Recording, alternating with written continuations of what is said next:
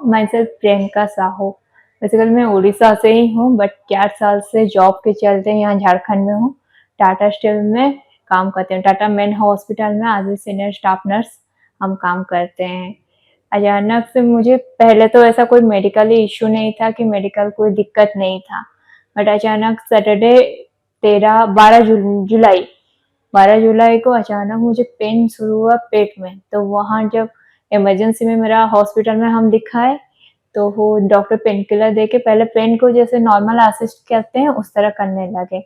फिर जैसे पेन बढ़ने लगा, ठीक नहीं हुआ, तो वहाँ का सर्जन फिर हमको अटेंड किए, सर्जन, गायनिक डॉक्टर, वहाँ का सारा डॉक्टर, मेरा स्टाफ लोग मुझे अटेंड किए और मेरा अल्ट्रासाउंड हुआ था, होल एब्डोमेन का एक्सरे हुआ था।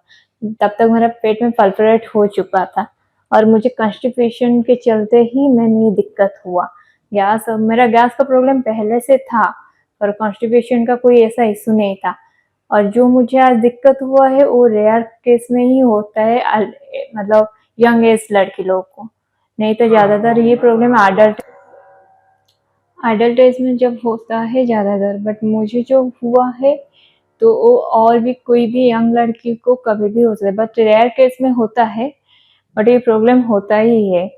मुझे मेरा पेट में पल्परेट हो चुका था, मेरा इंटेस्टाइन में जो एक पार्ट हुए कोलोन में वो सड़ गया था, पल्परेट हो चुका था, जो कि मुझे ऑपरेशन करना जरूरी था क्योंकि वो चीज़ मुझे शुरू में पता नहीं था।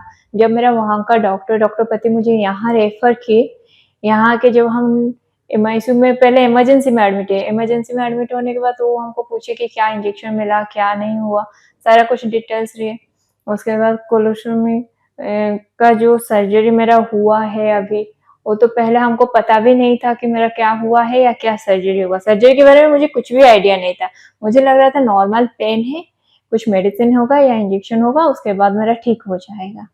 और जब यहाँ पे आने के बाद बाकी सारा टेस्ट हुआ एमआईसीयू में, उसके बाद मुझे रेफर किया गया, वहाँ डॉक्टर मेहुल से मिले, वो मुझे अच्छे से गाइड किए। गाइड करने के बाद फिर मेरा सारा टेस्ट हुआ। उसके बाद डॉक्टर अंजना गांधी जो यहाँ की सर्जन है, वो हमको अच्छे से फिर कोऑपरेट किए, आके हमको समझाए कि तुमको क्या चीज का प्रॉब्लम है, किस चीज का ऑपरेशन होगा और क्या ऑपरेशन होने से तुम कैसे ठीक हो सकते हो।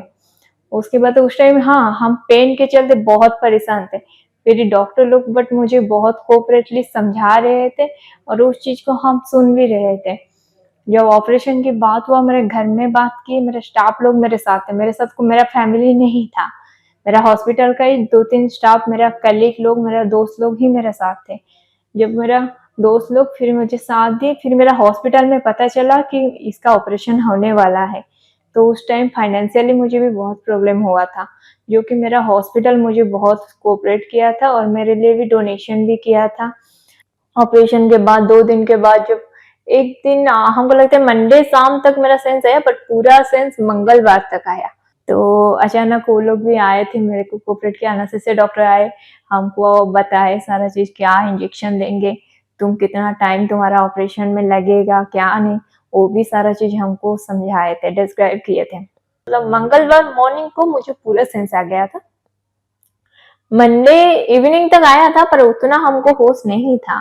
फिर सिस्टर हमको उठा के थोड़ा अप डाउन करके बिठाने की भी कोशिश किए और अच्छे से ट्रीटमेंट दिए। फिर मैडम आए तो फिर हम उनसे बात किए। डॉक्टर अंजना गांधी जब मेरे पेरेंट्स से मिले, उनको बहुत अच्छे से समझाए, फाइनेंशियली भी वो मैनेजमेंट से बात करके हमको कोऑपरेट भी किए। तो thank you doctor Anjana Gandhi, जिनके चलते आज हम पूरा सुस्त है, फिट होके बैठे हैं, आज हमको ऐसा कोई भी दिक्कत नहीं।